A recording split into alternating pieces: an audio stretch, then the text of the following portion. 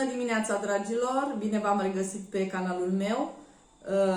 Ne bem împreună cafeluța, dacă nici voi n-ați băut-o încă. Este aproape ora 9 dimineața, numai ce l-am lăsat pe Lucas la școală, așa că astăzi am timp pentru mine până la ora 4. La ora 2 vine sora mea ca de obicei de la lucru.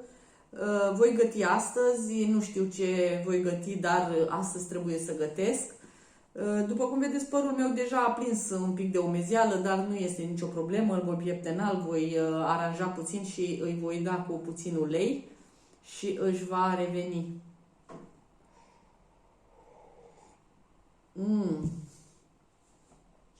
O gură de cafea de dimineață este, nici nu vă pot descrie, este excelentă. Dragilor, astăzi voi face un nou vlog, Christmas vlog, adică vlogmas, cum mari vloggeri l-au numit. Este a treia zi de decembrie, suntem astăzi în ziua numărul 3 în care vom filma acest vlog. Și vom vedea ce vom face astăzi. Așa, o să răsfoiesc câteva rețete pentru că vreau să gătesc astăzi, așa cum v-am spus. Nu am absolut nicio idee despre ceea ce voi găti, ceea ce voi face. Voi face oricum ceva foarte simplu, foarte ușor și voi filma să vedeți și voi ce gătesc. În continuare vă voi vorbi despre canalul meu de YouTube. Canalul meu de YouTube nu este un canal făcut de un profesionist. Eu sunt o începătoare amatoare, ca să spun așa. Este o plăcere și un hobby pentru mine să filmez pentru YouTube. Așa că nu știu cât de multe așteptări am, dacă vă spun când câteodată sau aproape în fiecare zi să apăsați butonul de subscribe sau de like sau să lăsați comentarii.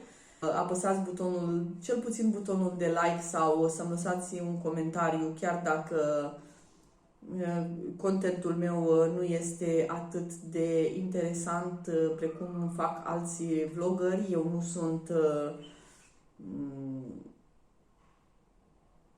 la un nivel atât de avansat, eu nu am ce să vă arăt atât de pe bogăție, ca să spunem așa, pentru că nu pot să investesc foarte mulți bani înainte de a depăși cele 4.000 de ore și cei 1.000 de subscriberi. Așa că mă voi descurca cu ce am, cu telefonul și cu ideile mele deocamdată. Dacă vă place ceea ce fac aici, eu vă rog din suflet, așa cum o fac de fiecare dată, să apăsați butonul de like sau să-mi lăsați un comentariu. De ce nu? Aștept cu nerăbdare comentariile de la voi. Iar dacă doriți să apăsați butonul de subscribe, asta o faceți doar dacă simțiți acest lucru, iar eu vă mulțumesc pentru asta. Dragilor, atât de moment, voi reveni un pic mai târziu.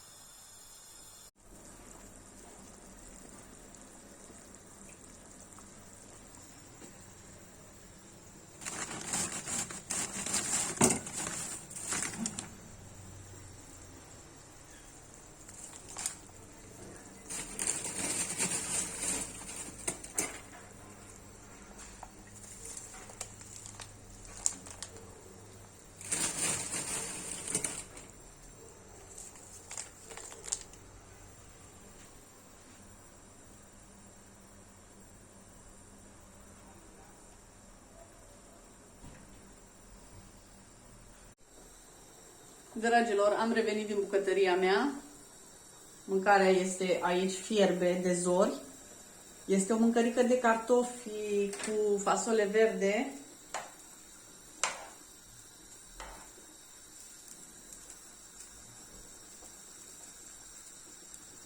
O mai las un pic la fiert și apoi o să-i pun un pic de mărar congelat. Cam atât din ceea ce am gătit eu astăzi. Am gătit ceva simplu. Dragilor, astăzi am gătit o mâncărică de cartofi cu fasole verde congelată. Am adăugat legume congelate, sare după gust, piper după gust, fără carne, fără prăjală, doar ulei crud de măsline. Și aceasta este rețeta mea de astăzi. Este o mâncare ușor de făcut, foarte simplă, foarte gustoasă și de post. Nu neapărat. Astăzi este vineri.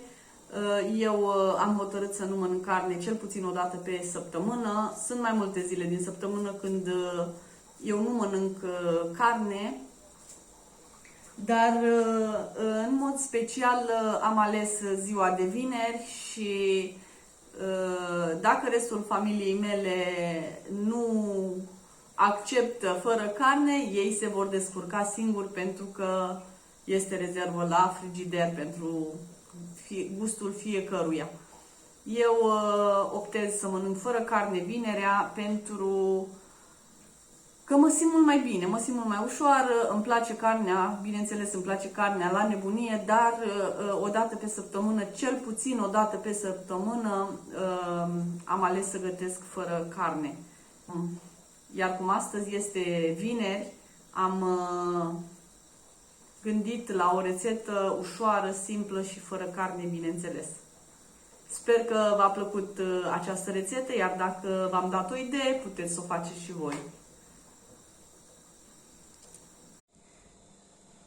Dragilor, am revenit din nou. Dacă tot am vorbit despre mâncare și despre ceea ce voi găti astăzi, așadar, după cum ați văzut, mâncarea pentru prânz este gata.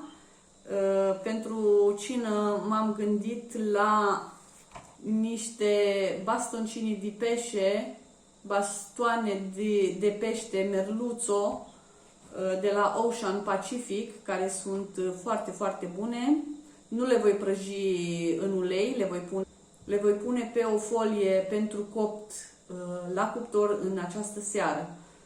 Aceasta este cina noastră din această seară.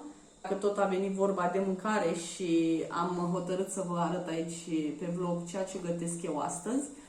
Ei bine, astăzi la ora de seară la cină voi găti bastoncini di merluzzo de pește congelați, bineînțeles, pentru că i-am scos de la congelator să vi arăt vouă, dar îi voi băga din nou până de seară, iar de seară îi voi introduce la cuptor. Acești bastoncini de pește sau batoane de pește merg, bineînțeles, cu legume, cu salată sau cu brocoli. Noi așa îi mâncăm în această combinație. Dar vedem ce facem de seară, așa că noi ne revedem un pic mai târziu. Acesta a fost vlogul de astăzi, dragilor.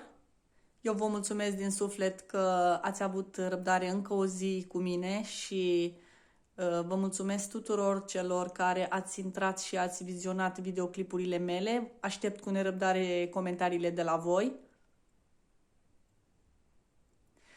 Lucas a montat deja brăduțul. Este un brăduț care are deja incorporat în el luminițele, așa că în zilele următoare urmează câteva decorațiuni care le avem de anul trecut. Iar eu vă mulțumesc dacă ați intrat și ați apăsat butonul de like sau de subscribe.